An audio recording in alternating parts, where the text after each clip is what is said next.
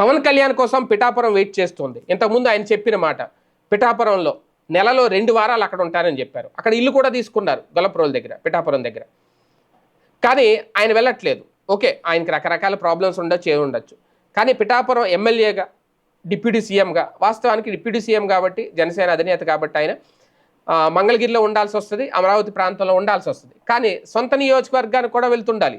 సొంత నియోజకవర్గం అల్లకల్లోలం అయిపోతుంది. అక్కడ టీడీపీ జనసేన మధ్య పచ్చగడ్డి వేస్తే బగ్గుమంటుంది. ఇప్పుడు జనసేనకు మధ్య 2 వర్గాలుగా విడిపోయి వాళ్ళ మధ్య కూడా పచ్చగడ్డి వేస్తే బగ్గుమనే పరిస్థితి వచ్చేసింది.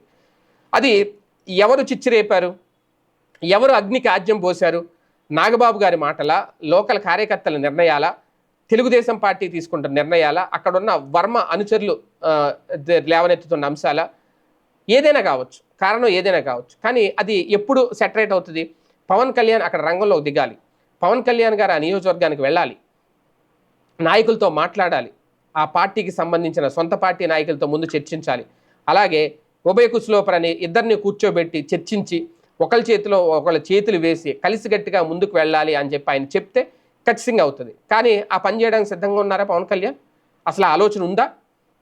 పవన్ కళ్యాణ్ ఎక్కడా తగ్గే రకం కాదు, తగ్గకుండానే నెగ్గుతారు.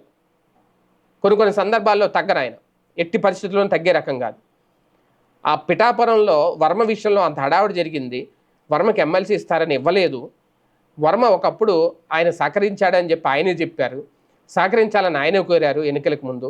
తర్వాత కనీసం వర్మను కలిసింది లేదు, వర్మతో మాట్లాడింది లేదు, వర్మ గురించి చంద్రబాబుతో మాట్లాడింది లేదు, లేదంటే వర్మను తీసుకెళ్లి చంద్రబాబు దగ్గర కూర్చోబెట్టి పెద్ద తరహాగా ఆయన వ్యవహరించింది లేదు, ఏదీ లేదు. అలాంటప్పుడు ఇప్పుడు ఎందుకు ఆ విషయంలో మాట్లాడతారు, ఎందుకు ఇన్వాల్వ్ అవుతారు? కానీ ఎంత అవునన్నా కాదన్నా పిఠాపురం ఇప్పుడు పవన్ కళ్యాణ్ గారి ప్రాతినిధ్యం వహిస్తున్న నియోజకవర్గం. అంటే పిఠాపురం ఆయన సొంత నియోజకవర్గం.